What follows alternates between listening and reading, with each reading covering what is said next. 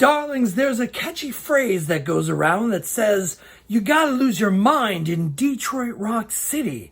Well, buckle up, because you're about to find out how I almost did. It's time for another episode of New Job Who Dis?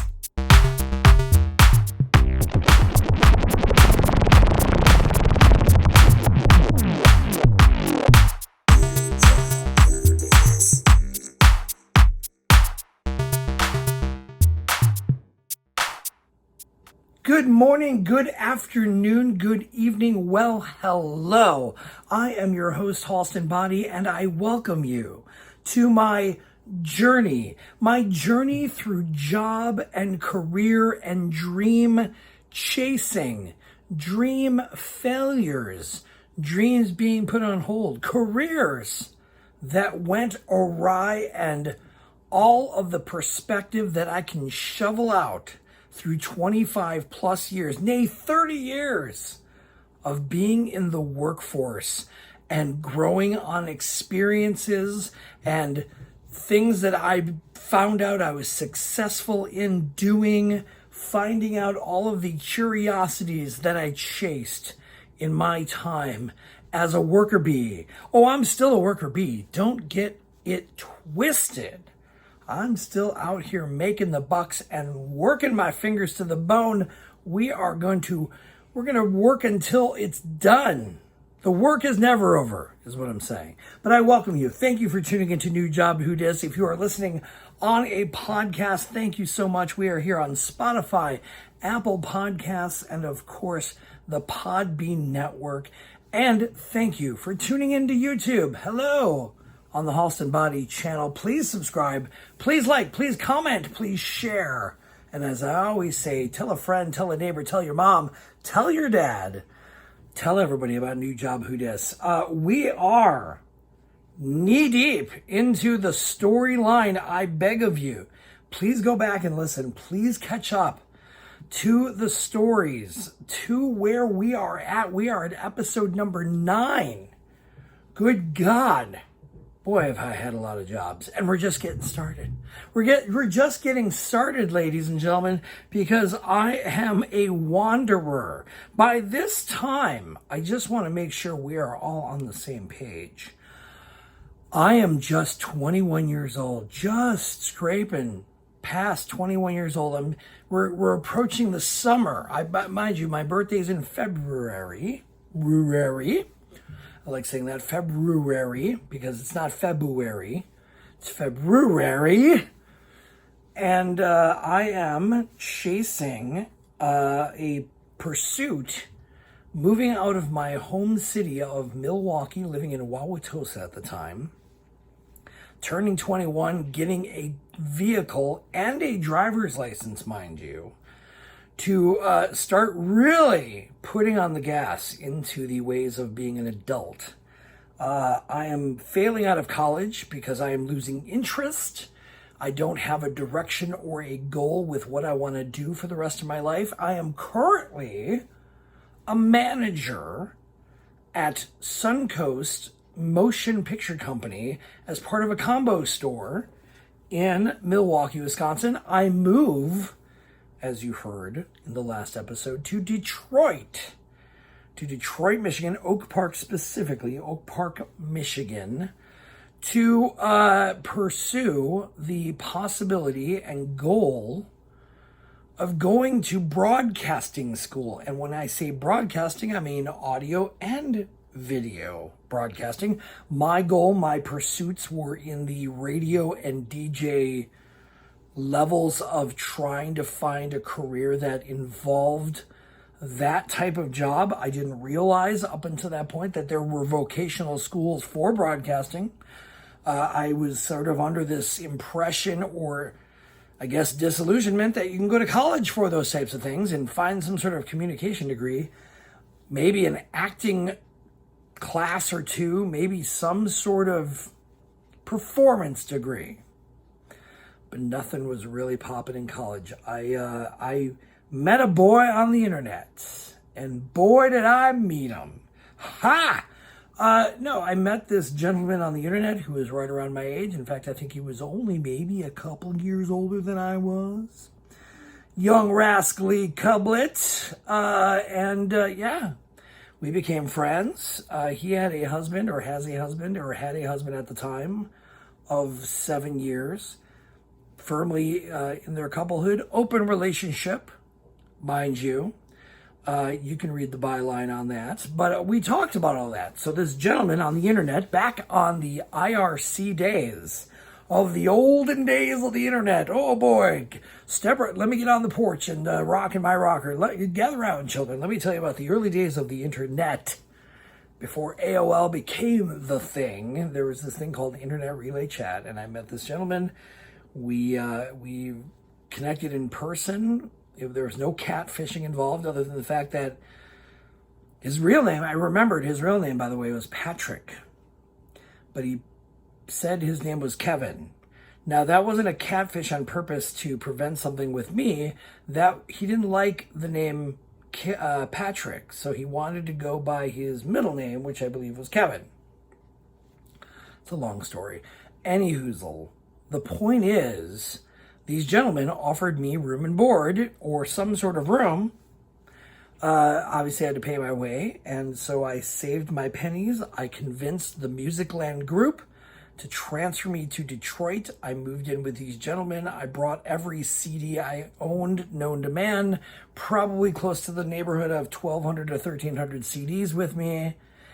I got to Musicland, and in the combo store that I was put into, I didn't fit in. It didn't fit me. I was not able to defend the cost of $17.49 full price CDs any longer.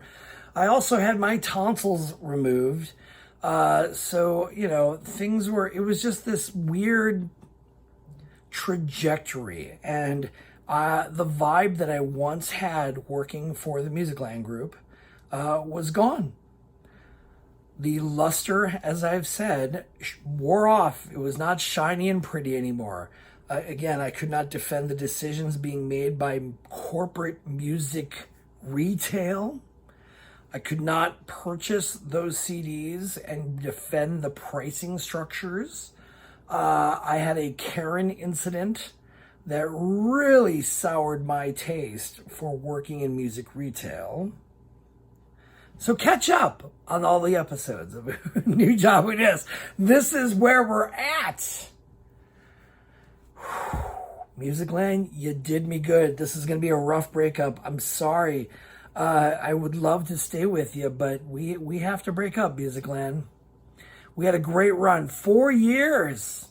At that age, at 21 years old, by the way, I was at like 4 years. It was like 3.5 going on 4. I think I broke 4 by the time all was said and done. But it was great. Again, I have to go back in my timeline, and I apologize. If you've listened to this timeline, by the way, my years and my ages are a little off by hairs.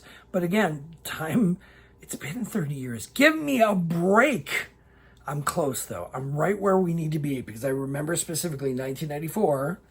And if you match that up with my age, I am 21 in 94. So we're caught up. There might have been a little gray area in those previous jobs, but they went by so fast. I worked them for 4 months. I don't remember the date. Whew. Such pressure I put on myself. God. Moving forward. So Musicland is doing me dirty. It's not the same. It's not the same, kids. I remember specifically, as I was working as the manager for Suncoast in downtown Milwaukee, I was working the Suncoast. I rarely worked the music side because that was their territory. The mean girls of Musicland, downtown Grand Avenue, they kept a very strict line. I ran the Suncoast and took care of that. And we needed to cover each other's breaks, absolutely. Yes, we could work the other side, but we never swapped and made it a varied thing. It was very different. And so that was another nail in the coffin for me, because when I went to Detroit, they made us kind of switcheroo, and there was nobody really taking ownership of either side of the store. I mean, the manager of the entire thing absolutely was taking, ownership of the whole thing, but there was nobody really like running the Suncoast and running the music store. We were just all doing all of it. Didn't fit right, didn't feel good, did not feel great because of the lack of ownership again. So all these things, I had to leave them. I had to. But why, you say? Why would you ever leave? This is one of your favorite jobs. I mean, yeah, radio doctors, you got a taste of that record store and that corporate retail, and felt so good for so long. Why? It got too corporate, it got too pricey, and again, I could not defend the practices of corporate retail in 1994. What is a boy to do? I just moved my life. I saved pennies to get to Detroit and land and plant a flag and get to this school. Oh boy, now you're thinking about being jobless. Well, how did you stay afloat? How did this happen? Well, by the good graces, and I will always be grateful, of Gary, the other half of Kevin, the boy I was stooping. Ha! He was okay with floating, that I wasn't paying a rent. Here's the other thing that helped me though. Credit cards. Oh man, when you're 21, fresh out of college, no credit rating. Boy, those credit card companies back in the mid-90s, early to mid-90s, were so willing to give me credit and more credit and even more credit. Oh, what is this money now that I possess? Oh, I can afford to put gas in my car. Oh, I can afford to actually buy my own groceries, put it on a credit card. Maybe I'll go out to eat. Oh, I like Chinese food. Let me just put that on the credit card. And you know what else I love? I love CDs. Oh man, I love CDs. And I'm no longer working for Musicland. I wouldn't buy them from there anyway, but come on, let's be honest. Too pricey. And I'm not getting a discount anymore, so where am I getting CDs from? Oh boy. Well, thanks to my credit cards, I was gonna be okay, but I still needed work. I had the mentality. Again, we're talking about the foundations, what we've talked about previously. Is these layers of foundations. Hard work, find a job, always look for work, find the work. And I did. First thing I did after I quit Musicland, I mean, I still had some money. I wasn't completely broke. I wasn't destitute. I had plans. And again, the end game goal was to get to Specs Howard School of Broadcast Arts. That's why I moved to Detroit. That was the whole plan. Set sail and get a broadcasting degree, whatever that means. I haven't gotten to the school yet, but now I'm setting sail without a job. Boy, oh boy. Well, yours truly somehow got a hookup to DJ before I was a DJ. What does that mean? Oh, come on. It's really easy. So there are two types of DJs. I mean, I'm sure somebody could easily argue there's a billion types of DJs. But back then, this is how we break it down.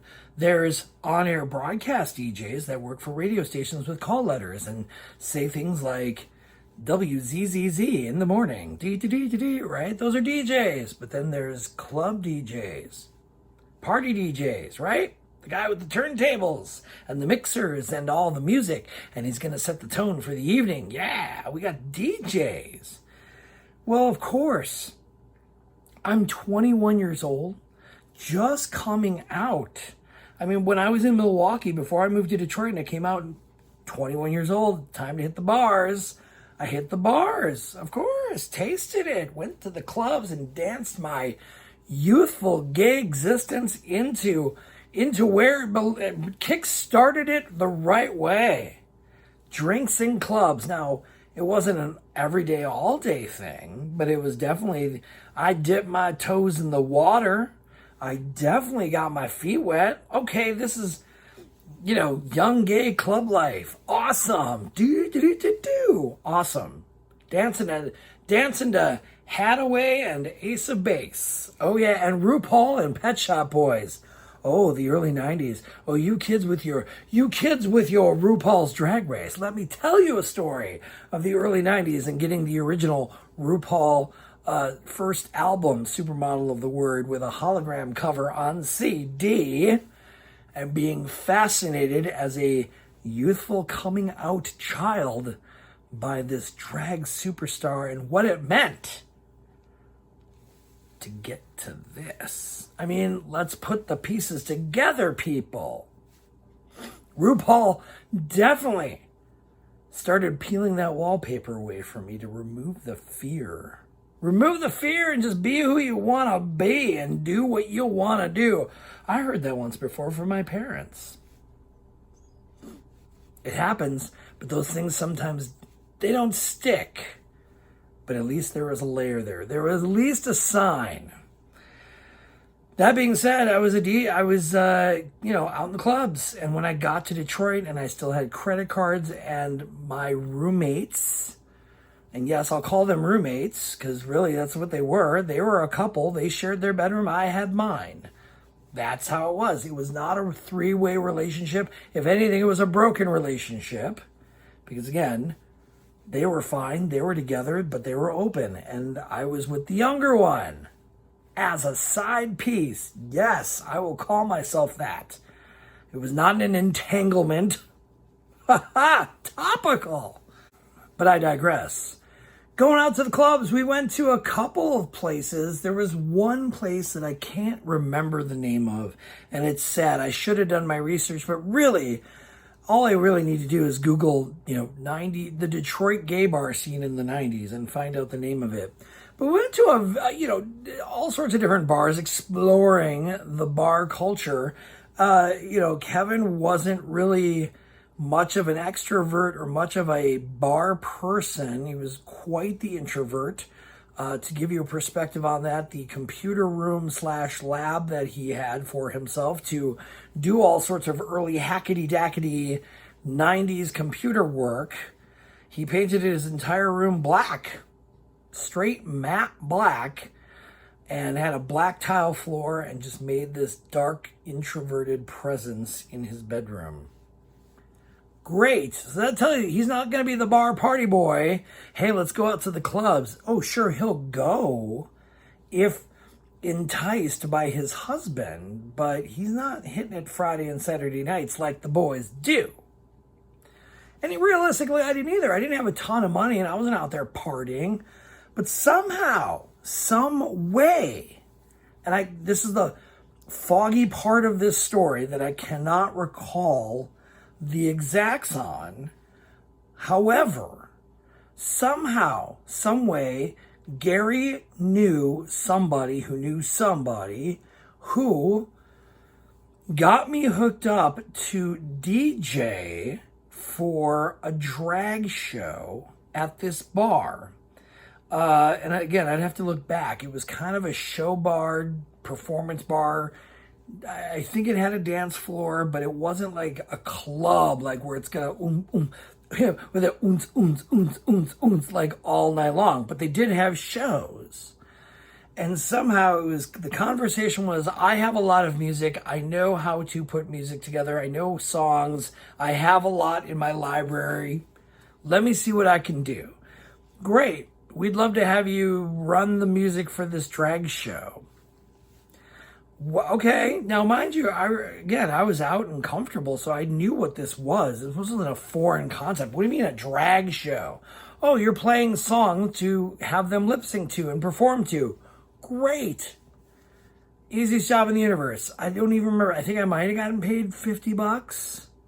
Once or twice, too, by the way. I only did this twice. It wasn't a long-paying job. They weren't like, yeah, we want to hire you, kid. You're the best DJ for these drag shows. Couldn't even tell you. Now that I think about it, I think the name of the bar was like the North End or something. I'll have to look it up. But it wasn't a forever gig. It wasn't like, oh, this is the type of DJ. Also, this isn't the type of DJ I wanted to be. didn't want to be a club DJ. I didn't know how to mix things. I understood the concept. I absolutely, mixing beats and making sure things match and all that. Okay, I got that part. But I wasn't skilled. I didn't have the ones and the twos and watch me wicka, wicka, wicka. I just had to learn what a mixer was. I did some in my fraternity house, but again, it was just like swapping songs. It's like, okay, this song's done. Next. And you're working with CDs too, by the way. I didn't have vinyl. I just had CDs. There were no CD mixers back then. There were no, because I know those exist now. I'm kind of mad. I almost want one as a toy just to see if I could actually do it. But yeah, no, this was just like, oh, there's 2 CD players and a mixer. Let me make sure I can pay attention. It was almost like radio mixing. There was no beat drops and, all that. Nope, that was not my skill. But again, this was a drag show. So this wasn't some big, wow, you really need all the skills. You just needed some music. And I had it on cassettes. I had mixtapes with certain songs. And of course, the drag queens brought their own music as well. So it wasn't like I was forced, but I also had to bring some music for myself so that in between the shows or in between the performances, there were some beats going on. So there was a level of DJing happening. As a matter of fact, my credit card sure did like buying CDs for those types of gigs, because once this guy DJs, I was like, I somehow got it into my head that I should keep building on that. And I went out and bought these awesome US dance party double discs on XYZ Records and all these club mixes that existed between 94 and 96. And yeah, I was very happy. But again, we have a goal. We have a goal in front of us. I have to still get to school. $50 for a DJ gig at a drag show is not going to get me into Specs Howard School of Broadcast Arts. This is why I came here. I cannot go back to Milwaukee with my tail between my legs and my career goals and dreams in jeopardy again. I already gave up one, or at least put it on pause. But I was determined. And this is true testament as to how we had to dig and get through the crap to get to where we needed to be. Because it's not a clear path. It's not a straight arrow. Again, if it was, we wouldn't be talking. I'd be on part 3 of Musicland and Suncoast. Yeah, Suncoast paid for my college and I got a radio DJ career and life is good. There's no bumps in the road whatsoever. Wrong. Absolutely wrong. So here's our first bump. Musicland failing me, making me unhappy. I did not want to be there. I was conflicted. I had to find a job. Somehow I got some weird social connection by going out to the gay bars in Detroit with my roommates and some new friends that I got in touch with by going to the bars and getting introduced. Go out to the bars. Let's go out to the bars. All right, great. Hey, this guy has a lot of music. Maybe he should DJ here. That would be great. Doing a couple drag shows. Then we go to this other bar. Here's where it turns into something even weirder. Ha! And I say weird with love because it was weird for me. I was 21 and this is what was happening to me. Experiences, folks. This is where, you want to talk about removing the fear and pulling back the veneer about club life and gay club life and what you can experience?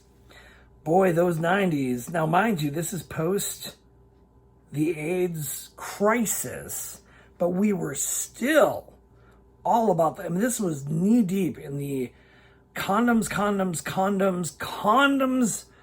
and more condoms lifestyle. This was the 90s. Sex in the 90s on MTV. This was protection and make sure you're tested and know your partners, and a lot of fear and a lot of this is right. We're a little afraid out there. We're not sure about what's going on.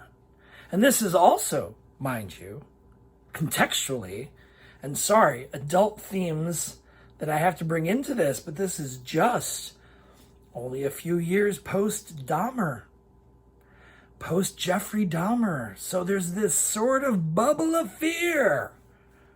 The internet doesn't exist like it did, like it does now. It doesn't, there's no instant pictures of somebody. It's text and a whole lot of trust. No cell phones either. You gotta believe. You gotta believe. So me and the boys that I'm living with, we go to this club called Chains in Detroit. That tells you everything you really need to know. I mean, if you're not familiar with the leather scene in the LGBTQ community, look it up. But this bar was all about that. All about that like the stereotypic sleazy gay bar. Ooh, could still smoke in bars. Had that stench. What's that? A back room with a red light bulb? Oh, all of your queer as folk fantasies come to life in reality. Oh yeah, it was filthy. It was a filthy bar. It smelled like a filthy bar, but it was. That's what it was there for. It was there for the dark corners. It was there for the allure of sexuality and sex. Of course, because that's what it was. That's what the culture was. It wasn't there for... Nobody danced. Nobody danced at Chains. There was a little dance floor.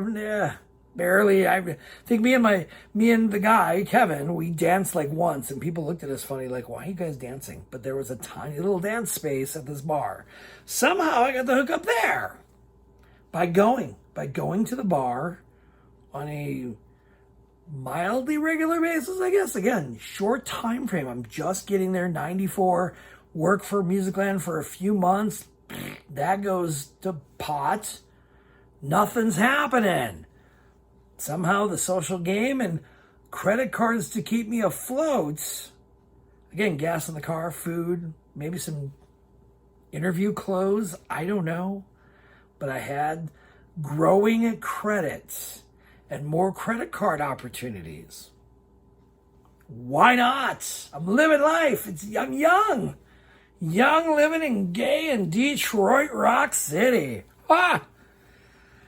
So I ended up DJing twice. Again, another two-bagger. DJing at the Leather Bar. DJing at this place called Chains. Ugh. It was in a really weird bad part of town. Now, Detroit itself, you could hear... I lived there in the mid-90s. You know, every town has... Every city, major or not, has bad parts.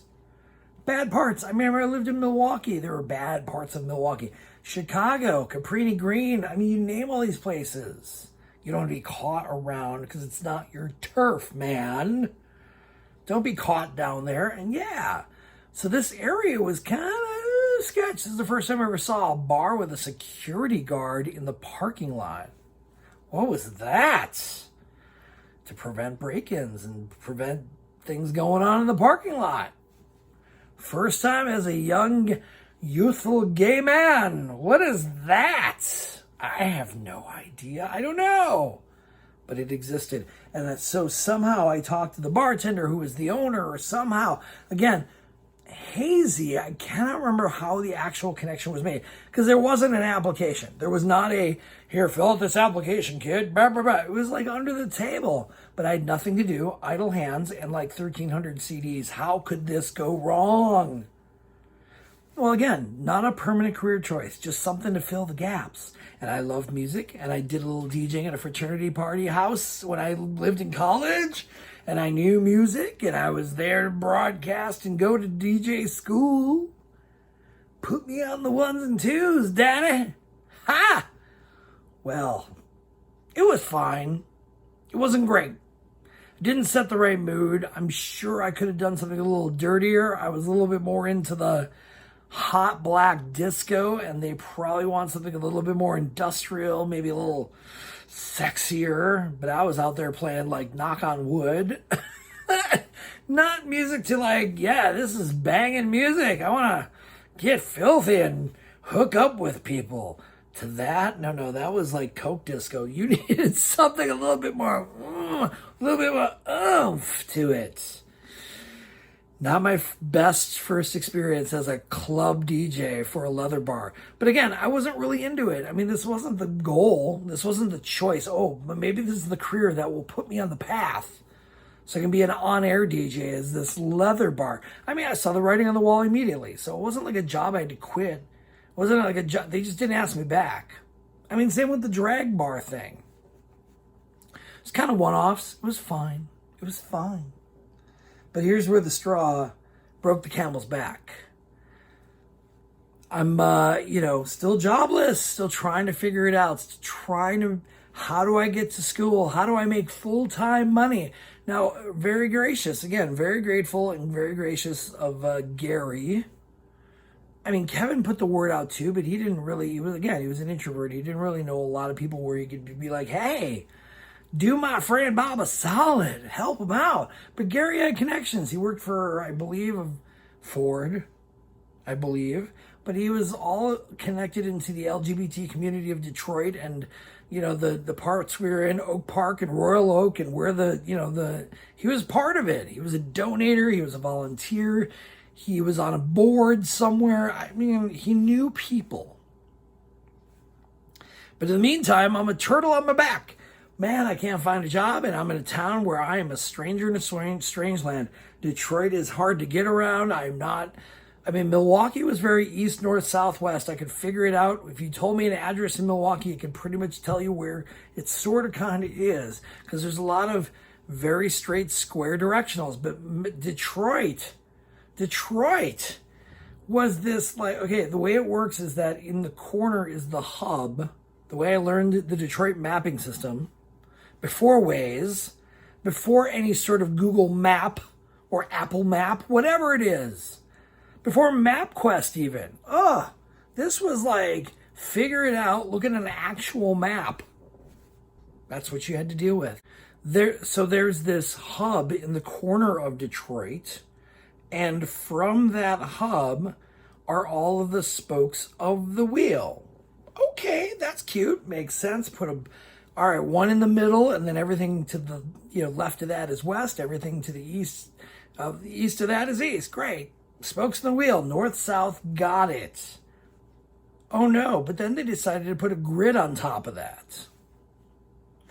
And everything became haywire. So then there's all these like weird square diamond streets we don't know, and there's no east, south, north, west. So you're just like, I live at 1275973 Johnson. And you're like, where is that? Now, the only other signifier is the mile streets. You've heard of the movie 9 Mile, and anybody who's out from Detroit or has been to Detroit, there's the mile streets: 1 mile, 2 mile, 3 mile, 4 mile, blah, blah, blah, blah.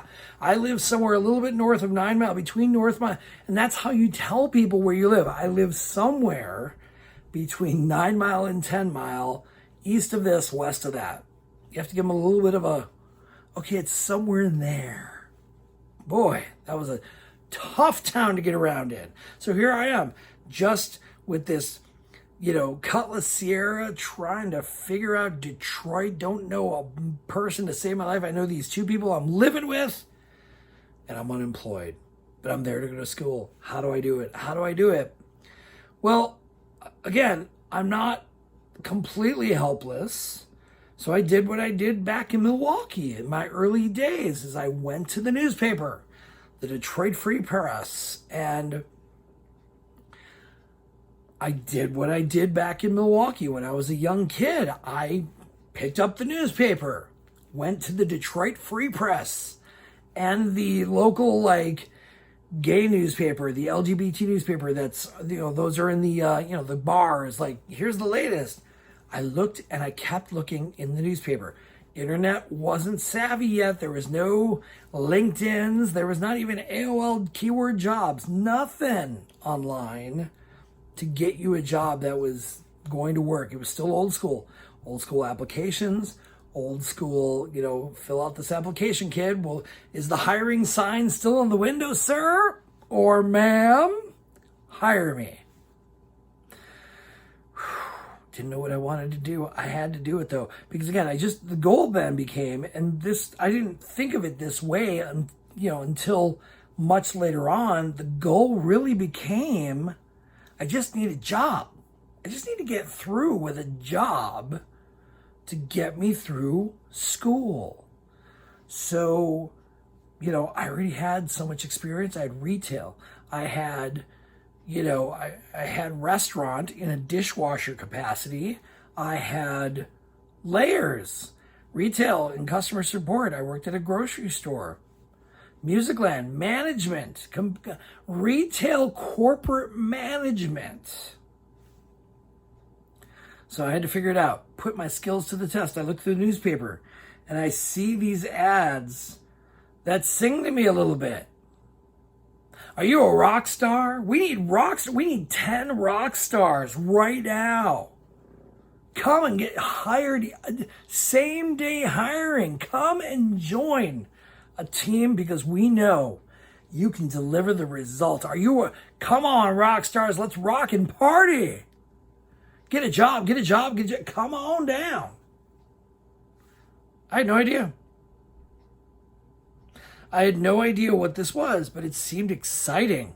Ooh, it lured me in. Fish to a worm. Oh, I'm a rock star. I know things. I've had jobs. I've been in corporate management, and I am a rock star. I know what I'm doing. I can sell. I sold 99-cent Maxell tapes. Tons of them. Tons. Metric tons of Maxell tapes. So what do I have to lose? Call this number up. Yeah, come on down, kid. We want you. Come on down. Let's see what you got. Wow, this sounds exciting. I'm ready. Let's do this. Drive down there. So they put us in this room. There was no application to this. You just showed up to this office building. Okay, now what is this job that I'm getting into? I don't know what this is. This is kind of interesting. This is a different approach. You just show up. They're very friendly. Oh, hi, welcome. What's your name? Bob, great. Oh, hey, nice handshake there, buddy. Yeah, awesome. You sound great. They're ready, pumping you up. Ooh, making you feel good. Sit down, there's a bunch of people in there. Kind of just this ragtag kind of office looking thing. Just looks like a rental. And they start doing this clapping. Yeah, woo, hey, we're doing this thing, this job. What are we doing? Well, we are a multi-level kind of profit thing where we provide offices and strip mall, businesses and places that have lobbies, artwork, framed art to decorate their offices. Oh, okay. Doesn't sound so bad. I mean, it's selling. Okay, and I like art. I'm an art student. All through my schooling, high school and college. Art. So we've got art. I'm a rock star. And I know how to sell things. Tell me more. Oh, great. Well, here's what we're going to do. Okay, so here's how it works. You sell framed art out of your car. Oh, okay. That's, all right. I've never done that. I have a car. Sounds great. All right, day one, here's what we're going to do. We're going to put everybody with their team captain, and they're going to go out, and they're going to learn how this is done. All right, first free day. Nice. First day, just get to learn, sit in the car, and watch the master at work. Who am I paired up with? All right, this guy. I don't even remember the guy's name. So I'm like, all right. And now, mind you, I'm already sort of cautious because I was once approached when I worked at Musicland in Wauwatosa by somebody who acted sort of similar. Wow, you really know how to sell, man. You're really, on it. You know how to sell things. You're great. You should, I have an opportunity for you. You should check this out. Turned out he was an Amway dude. Oh, it was bad. Bad. I shouldn't have given him my phone number. Wouldn't stop calling. Dude ended up showing up at my house at like 8 a.m. to ring my doorbell and ask why I was not willing to participate in a pyramid scheme known as Amway. Yeah, no, I said it. Oh, it's multi-level marketing. That's what they call it now. It was called, and it's still called, a pyramid scheme. Well, this had a familiar tone. But I had nothing else. So I was like, well, let me see what I can do, because I don't have a job and I don't have any other source of income and I can't live on credit cards forever. What do I do? What do I do? So I'd go out with this guy in a truck. He had like a flatbed truck, older guy. You know, I remember him have glasses. He had a beard, baseball cap, very unassuming dude. Go out with him, and this is the whole pitch, right? You were literally cold pitching framed art, fake Ansel Adams photographs, copies, and other random wildlife and forest and photography art, and just random splash paint art that is already framed in glass frames in 1994, and you had to drive around and literally stop at like a strip mall and find like a dental office that's in a strip mall, or find some sort of lobbied place, a restaurant even. Hey, restaurant, I see you have no art on your walls. We have some art that might look cute in this office. And you had to sell it for like $20. $20. That's all you had to do. Sell it. One frame thing is $20. Great. And if you were able to sell it, you got like 5 of it, maybe 10. It wasn't 10. I know it wasn't that much, because there was a whole pyramid scheme involved, and it got weird. So he's showing me the ropes, and I'm like, in my brain, again, we already have an example from Musicland. I was not willing to sell $17.49 CDs. So my brain also said, after watching this guy do this for like a few hours, I wouldn't buy this art for $20. I can't sell this. My brain did the equation of, I cannot sell something that I would not buy myself. So it was instantly hard for me to latch onto this as an actual great business opportunity for myself as a go-getter rock star. Are you a rock star? You want to work in an office and be a rock star? Well, I felt like a rock star. I just came out of 4 years at Musicland. I'm a rock star. I own 1,300 CDs. I'm a DJ at a leather bar. Barely, not even. I was a rock star, but not for this.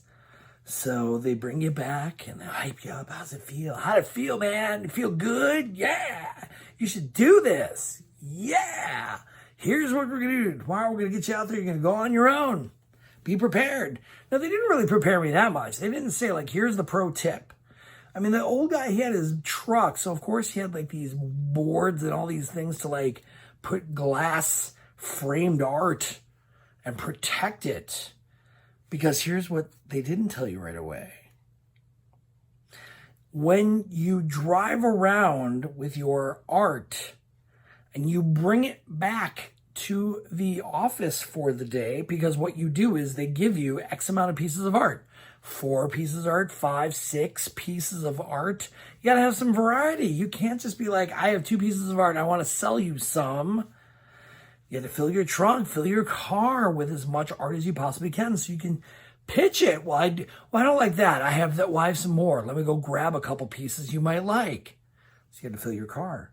But they didn't tell you that you had to protect all of that. So I didn't protect things. I didn't make sure. I mean, yes, I'm smart.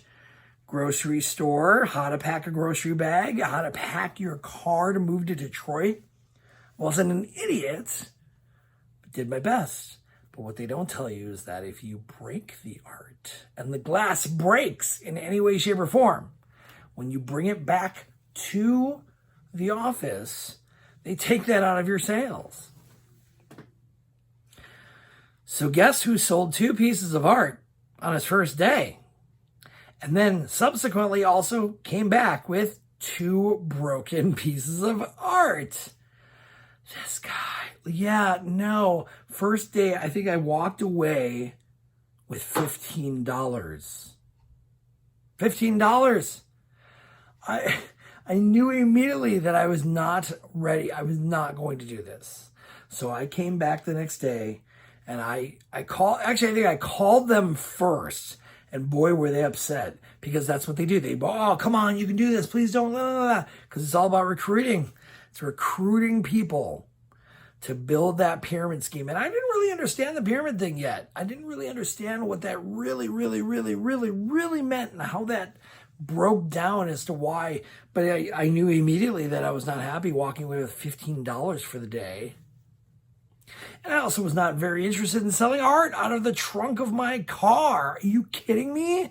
Detroit's roads and glass frames? I was not a delivery boy for framed art. If anything, I should have said to him, let me get a truck, let me grab as much framed art as I can, and I'll set up a tent on the side of the road and carefully and safely display this art for $20. But I'm not going to bounce it around in the back of my Cutlass Sierra through the rickety streets of Detroit and the bricklayers and the light rail.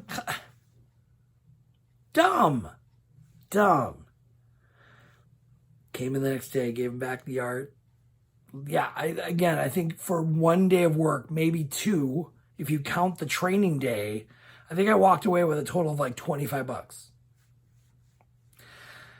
Not a good place to be, and very not a good place to be mentally, in the ways of I was like, what am I doing?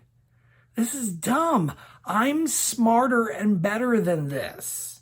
I know that I can. I'm not going to demean the people that do those jobs.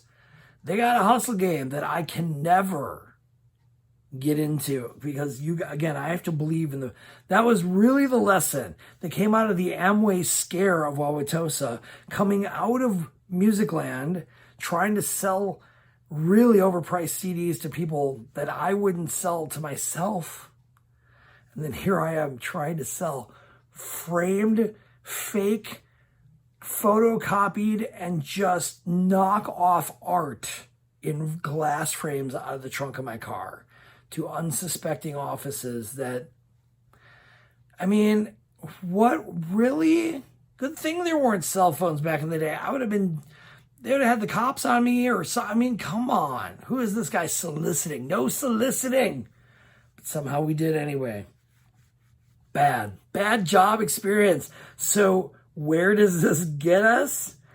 The clock is ticking, kids. School is coming. There's an enrollment date. I got to get there. So how do we do that? Well, you'll just have to tune in this Friday. Oh, you knew that was coming. Yes, the story continues. Detroit, part 2. Part 2.5, really, because there's more to it. But at the end of the day, you've got to hear how I bounced back from 3 awful little skips in the record that, they were experiences. Let me tell you, I now know how to sort of DJ. I understand how to DJ for a drag show. I saw some fake boobies for the first time on a drag performer. I learned some amazing music, and I was racking up the credit, slowly but surely, to stay alive in Detroit without a clear vision of what I had to do job-wise to get to school. Specs Howard School of Broadcast Arts was the goal. Where is it going to take me? How do I bounce back? Tune in this Friday. Thank you for listening. It has been a pleasure once again. Please subscribe. Please like. Please comment. Please share. Please tweet. Tell everybody. Catch up. Listen, there's no shame if you haven't caught up. I know it sometimes takes some traction, takes a moment for people to catch up to these things, but I'm here to tell you, you have all the time in the world. Take a weekend for yourself and tune into New Job Who Dis. You will love where this is going. Because again, Halston Body does not happen overnight. I will remind you that once again. You do not wake up in a fever dream and just become Halston Body, the prism of excellence, manager to the queen of championship wrestling from Hollywood, Miss Heather Monroe, amongst many other sparkling individuals in the pro wrestling independent circuit. There's more to come. Oh, thank you again for listening. This has been new job. Who dis?